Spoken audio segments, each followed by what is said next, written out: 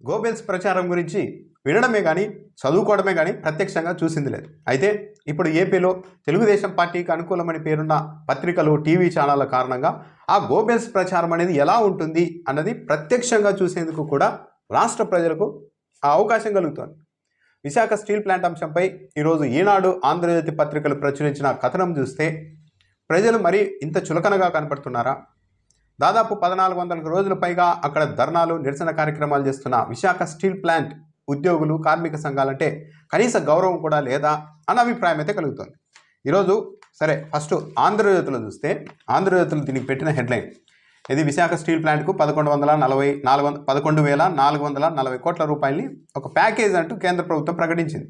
దీనిపైన కార్మిక సంఘాలు హర్షం వ్యక్తం చేయకపోగా ఆందోళన చెందుతూ ఉన్నాయి. దీని వెనుక పెద్ద కుట్ర ఉంది. మొత్తం విశాఖ స్టీల్ ప్లాంట్ను ప్రైవేటు పరం చేసేందుకు ప్రణాళికలో భాగంగా వేసిన ఇది తొలి ఎత్తు అంటూ కూడా ఆందోళన వ్యక్తం చేస్తున్నారు. వాళ్ళ అభిప్రాయాలు ఏంటో కూడా చూద్దాం. అయితే ఆంధ్రజ్యోతిలో రాశారు, జగన్ మాటలు బాబు చేతలు అని. జగన్ అన్ని మాటలు చెప్పారు, బాబు చేతల్లో చూపెడుతున్నారంటూ రాశారు. సమర్థవంతమైన నాయకత్వంతో రాష్ట్రానికి ఫలాలు అంటూ రాస్తూ ఇవన్నీ తెచ్చారు. ఉక్కుపై శూన్య స్పందన అంట జగన్మోహన్ రెడ్డి హయాంలో. అమరావతిపై భారమైన కబుర్లు, జోన్కు రెడ్ సిగ్నల్ అప్పట్లో జగన్మోహన్ రెడ్డి హయాంలో. కానీ చంద్రబాబు నాయుడు రాగానే ప్యాకేజ్ వచ్చేసింది అన్నట్టుగా రాశారు ఆంధ్రజ్యోతి. జగన్ మాటలైతే మరి నిన్న కేంద్ర మంత్రి, ఉక్కు శాఖ మంత్రి కుమారస్వామి చెప్పిన మాటలు ఏంటి? మీడియా సమావేశంలో 2021 జనవరిలోనే స్టీల్ ప్లాంట్ను ఎత్తేయాలనుకున్నాం, 100% ప్రైవేటైజేషన్ చేయాలనుకున్నాం అని మీడియా సమావేశంలో ఆయన చెప్పారు. చేయాలనుకున్నాం, మొత్తం ప్రైవేటీకరణ చేయాలనుకున్నాం 100%. కానీ ఆ రోజు జగన్మోహన్ రెడ్డి ప్రభుత్వం, రాష్ట్ర ప్రభుత్వం చాలా తీవ్రంగా ప్రతిఘటించింది, వ్యతిరేకించింది. అసెంబ్లీలో తీర్మానం కూడా చేసింది ప్రైవేటీకరణకు వ్యతిరేకంగా. దాంతో ముందుకు వెళ్ళలేదు ఆ కార్యక్రమం అని నేరుగా కేంద్ర మంత్రి నిన్న మీడియా సమావేశంలో చెప్పారు. మరి జగన్ది ఆ రోజు శూన్య స్పందన అయి ఉంటే ఈరోజు కేంద్ర మంత్రి అంత గట్టిగా ప్రకటన ఎలా ఇవ్వగలిగారు? విశాఖ స్టీల్ ప్లాంట్ను ప్రైవేటీకరించవద్దని అనేక మార్లు వైసీపీ ఎంపీలు కేంద్రంలో పెద్దల్ని కలిసి వినతి పత్రాలు ఇచ్చారు. కానీ ఒక్కసారైనా తెలుగుదేశం పార్టీ ఎంపీలు వెళ్ళి ప్రైవేటీకరించవద్దని కోరారా? నెల రోజుల క్రితం కూడా వైఎస్ఆర్సీపీ ఎంపీలు విజయసాయిరెడ్డి, వైవి సుబ్బారెడ్డి, మిథున్ రెడ్డి, గురుమూర్తి, తిరుపతి ఎంపీ గురుమూర్తి వీళ్ళందరూ వెళ్ళి కుమారస్వామిని కలిసి నెల రోజుల క్రితం కూడా వినతి పత్రం ఇచ్చారు. విశాఖ స్టీల్ ప్లాంట్ని ఎట్టి పరిస్థితుల్లోనూ ప్రైవేటీకరించొద్దండి, కావాలంటే సెయిల్లో విలీనం చేయండి, గనులు కేటాయించండి అని విజ్ఞప్తి చేశారు. ఇంత చేస్తే జగన్మోహన్ రెడ్డి సర్కార్ది, వైసీపీ వాళ్ళది శూన్య స్పందన అని రాస్తూ ఉన్నారు. ఆ రోజు జగన్మోహన్ రెడ్డి అడ్డుకున్నారు, ప్రైవేటీకరణ కాకుండా స్టీల్ ప్లాంట్ అని చెప్పారు. అంతేకాదు, ఆ రోజు స్టీల్ ప్లాంట్ ప్రైవేటీకరణ కాకుండా అడ్డుకోవడానికి మీరు, అది కేంద్ర ప్రభుత్వానికి సంబంధించింది కాబట్టి రాష్ట్ర ప్రభుత్వం అభ్యంతరాలు చెప్పినా, కార్మిక సంఘాల అభ్యంతరాలను చెప్పినా పరిగణించకుండా, పరిగణలోనికి తీసుకోకుండా కేంద్ర ప్రభుత్వం ముందుకు వెళ్తే చివరకు మేమే బిడ్డింగ్లో రాష్ట్ర ప్రభుత్వం తరఫున పాల్గొంటాం, విశాఖ ఉక్కునైతే ప్రైవేట్ పరం కానివ్వం, రాష్ట్ర ప్రభుత్వమే కొనుగోలు చేస్తుంది, వీలైతే మేమే బిడ్డింగ్ వేస్తామని కూడా జగన్మోహన్ రెడ్డి ప్రభుత్వం చెప్పింది. అది శూన్య స్పందన అవుతుందా? చంద్రబాబు నాయుడు గారిది కదా శూన్య స్పందన. ఒకవైపు అవమానకరంగా ఢిల్లీ వెళ్ళి విశాఖ స్టీల్ ప్లాంట్ గురించి మాట్లాడకుండా, సార్ మిట్టల్ వాళ్ళు గనులు అడుగుతున్నారు, ఆ గనులు కూడా మామూలుగా సార్ గొట్టాల్లో తీసుకెళ్ళాలి ఐరన్ ఓర్ అంతా, ఆ అవకాశం ఇవ్వండి అంటూ మాట్లాడారు. ఢిల్లీలో కాదు, ప్రధాని నరేంద్ర మోడీ విశాఖపట్నానికి వస్తే అందరి ముందర విశాఖ పక్కనే కార్మికులు ధర్నా చేస్తున్నా వాళ్ళని మరింత రెచ్చగొట్టేలా మిట్టల్ గురించి మాట్లాడారే కానీ, మిట్టల్ ఉక్కు పరిశ్రమ గురించి మాట్లాడారే కానీ మన సీఎం విశాఖ స్టీల్ ప్లాంట్ గురించి కనీస ప్రస్తావన తీసుకురాలేదు. అది కదా శూన్య స్పందన అంటే.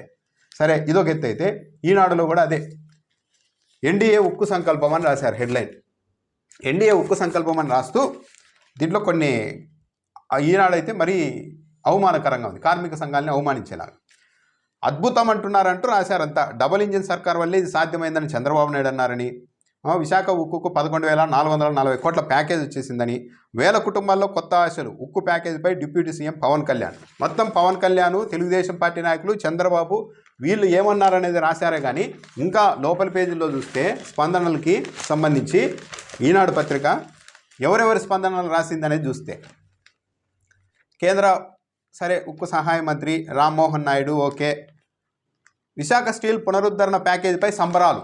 ఈ సంబరాలంగానే కార్మికులు ఏమన్నా సంబరాలు చేసుకుంటున్నారేమో అని నిశ్చితంగా పరిశీలిస్తే కార్మికులు కాదు, తెలుగుదేశం పార్టీ ఎమ్మెల్యే ఘనబాబు ఆధ్వర్యంలో తెలుగుదేశం పార్టీ గోపాలపట్నంలోని నియోజకవర్గ తేదాప ప్రధాన కార్యాలయం వద్ద కూటమి నేతలు సంబరాలు చేసుకున్నారు. బాణ సంచా కాల్చారంట. అంటే ఈ పని కార్మికులు చేయాలి, నిజంగానే ఆ ప్యాకేజీ వాళ్ళకి మంచిదని వాళ్ళకి అనిపించి ఉంటే వాళ్ళు చేయాల. వాళ్ళు చేయాల్సిన అవసరం లేదు, మేమే చెప్తున్నాం కదా ఇది మంచి ప్యాకేజ్ అని చెప్పేసి ఎమ్మెల్యే ఆఫీస్ దగ్గర టీడీపీ కార్యాలయం దగ్గర కూటమి నేతల సంబరాలు. పవన్ కళ్యాణ్ స్పందన, వేల కుటుంబాల్లో కొత్త ఆశ అని. ఇది ఉక్కు కార్మికుల విజయం నారా లోకేష్. ఇది చారిత్రాత్మక నిర్ణయం భాజపా.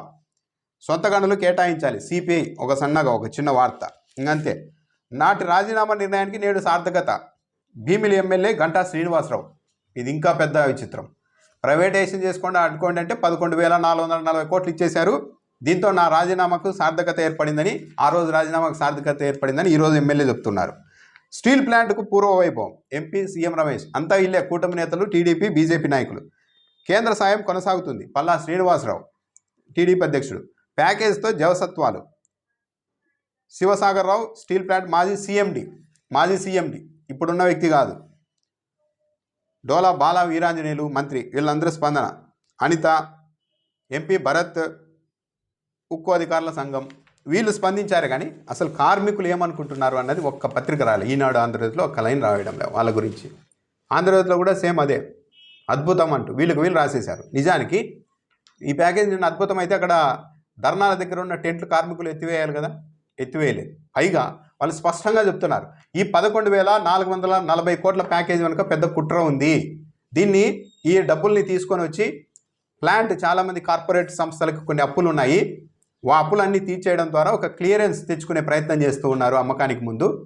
ఈ 11,440 కోట్ల రూపాయలు మేము ప్యాకేజ్ ఇచ్చాము, అయినా సరే ప్లాంట్ కోలుకోలేకపోయింది. కాబట్టి దీనికి ఎంత చేసినా ఇంకేమీ సాధ్యం కాదు దీన్ని మంచిగా తీసుకురావడం.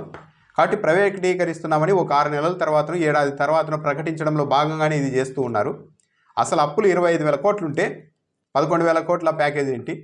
పైగా విశాఖ స్టీల్ ప్లాంట్కు అసలైన ప్రమాదం, అసలైన ఇబ్బంది ఇవి కాదు, ఇవన్నీ తాత్కాలికం.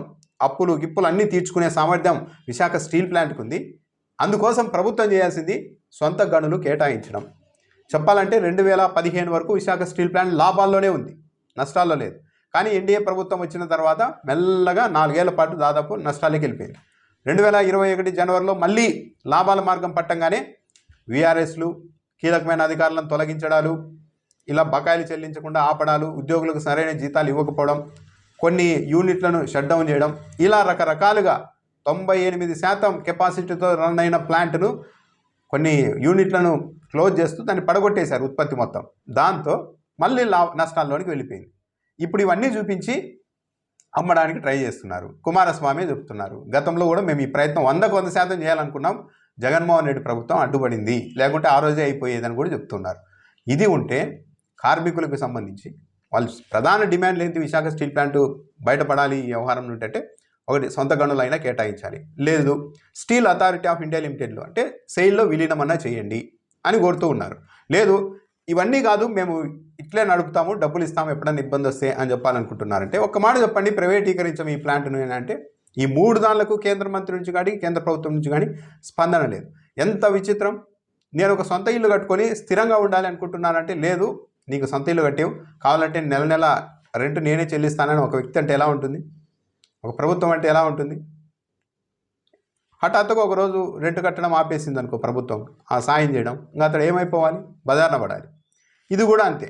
అరే బాబు గనులు కేటాయించండి, మేము సొంతంగా నిలబడతాం, లేదు 1000 కోట్ల విలువైన భూములు ఉన్నాయి, ఆ భూములన్నీ ప్లాంట్ పేరు మీదకి మార్చండి, లోన్లు అయినా తెచ్చుకుంటాం బ్యాంకుల దగ్గర, అప్పుడు మేము నిలబెడతాం ఈ ప్లాంట్ను, గవర్నమెంట్ సంస్థని అని కార్మిక సంఘాలు చెప్తూ ఉంటే అవన్నీ ఏమీ చేయకుండా ఇంకా విచిత్రం ఏంటంటే మిట్టలకి గనులు కేటాయిస్తామని చెప్తున్నారు కేంద్ర మంత్రి. సొంత ప్రభుత్వానికి సంబంధించిన విశాఖ స్టీలు గనులు లేక అల్లాడిపోతుంటే దాని గురించి మాట్లాడకుండా మిట్టలకి మేము ఇస్తామంటున్నారంటే 100% వీళ్ళ ఉద్దేశాలు క్లియర్. ఎట్టి పరిస్థితుల్లోనే దీన్ని ఏదో ఒకరోజు ప్రైవేటైజేషన్ చేయాలి.